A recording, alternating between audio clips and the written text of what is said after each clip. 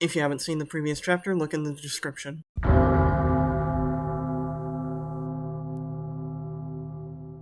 The damage is done. Even Bob the Builder can't fix that. B&D wasn't coming back from so many devastating hits at once. However, it had done its job. It's clear Xenovius lost his interest in working on B&D in 2022 with lack of updates, and that would continue through this year.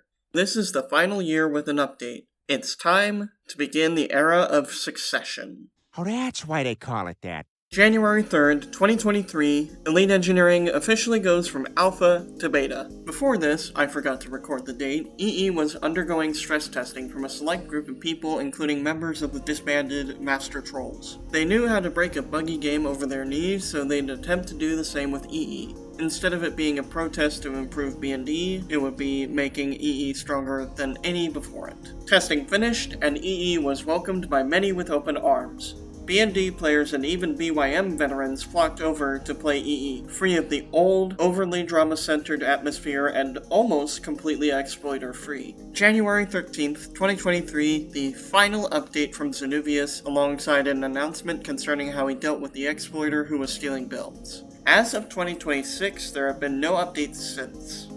Yes, I've been keeping track. From January to February of 2023, B&D entered a very stagnant player count period, where there were multiple full servers and other side servers of builders and fighters daily. Now stood a new generation of very few players walking in a ghost town of a game. February 25th, 2023, the final major B&D centered faction is founded by new player Nebulous_Manta. The Failure Management Association, a name scheme reminiscent of the Hero Association faction. For consistency, here's an interview with the founder Manta. Alright, so we got another text interview. If you remember from, I want to say chapter 3 or so, we had one from the founder of Kako, and we have this for Manta. So I'm going to go ahead and read off his responses. 1. My favorite Pokemon is Mantine? I don't know Pokemon. Lapras and Kyogre. ProGamer69 wishes to mention that he is featured in the 2018 BYM trailer, and that's another member of Failure Management Association. 2.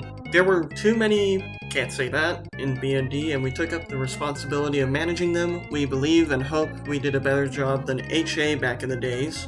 3. Beijing corn and managing failures was the taste and theme. Noob Kicker gave it the name. We did very little. 4. Felt like it. Alright, fair enough. 5. We had fun witch hunting people. Finding fancy ways to spawn kill was quite a challenge. 6. We did a lot of crap. I don't think hosting the faction was one of them. 7. A's make money, B's make honey. 8. The faction was founded by me, ProGamer69, Suguam, Noob Kicker, and Sharp Mechanics? I don't know. Collectively. We wish to have brought a little more joy into your lives.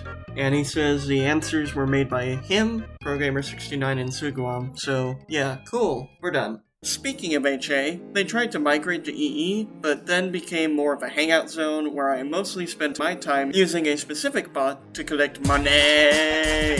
From the start of 2023 to March, a few older players of B&D, including myself, came back to see what basically turned into the 2B2T of small Roblox sandboxes. Nebulous Manta took the seat as one of the most powerful players in the game, earning the status from the new generation as Cancer God. We weren't too happy about that, so on March 25th, the co-founder of APOC Core and ex-nuisance FUPATUPA813 ACR founder The Real Pro Alt, and yours truly formed a group to fight him. Manta was exploiting a lot at the time and even found a way to auto-kill certain players who didn't use a seat to anchor themselves in the garage. We decided we would fight fire with fire. For consistency, I have an interview with Tupa, so here we go. Why did you co-found APOC Core and help me run Army of the Chaos Gods? Well, what's funny about APOC is that I technically didn't co-found it. I technically created it, but at the same time, I was more of a spore in the grand scheme of things. So APOC itself is part of a larger faction, and then what that faction did was send out smaller groups to make smaller factions per se, to root into Roblox games. So that's basically where APOC came from.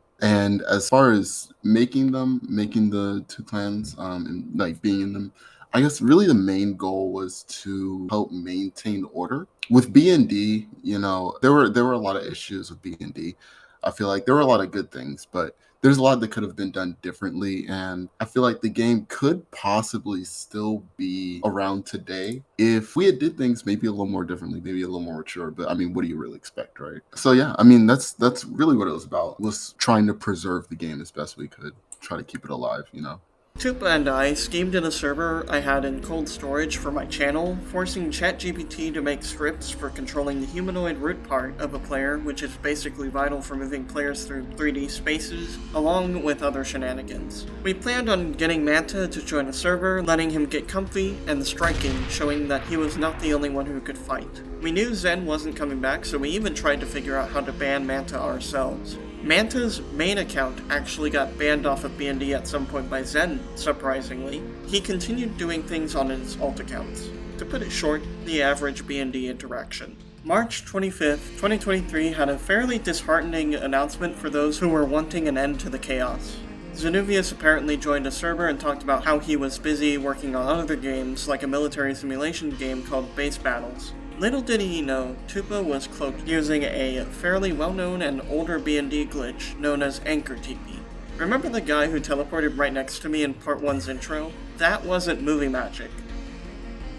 Okay, it was, but only because Roblox broke it. Anchor teleportation, or Anchor TP, was a glitch that involved using a certain combination of tools and a keybound anchor to appear invisible to other people. Another variation used magnets called Checkpoint TP. The magnet allowed you to cloak and uncloak without the flaws of Anchor TP. Anchor TP's flaw was once you appear, if you attempt to disappear, your server-side character in suit will appear where you re-anchored, not where you performed the glitch. Safe to say I've broken a code by sharing this information, but I don't really care anymore. B&D's 6 feet under last time I checked.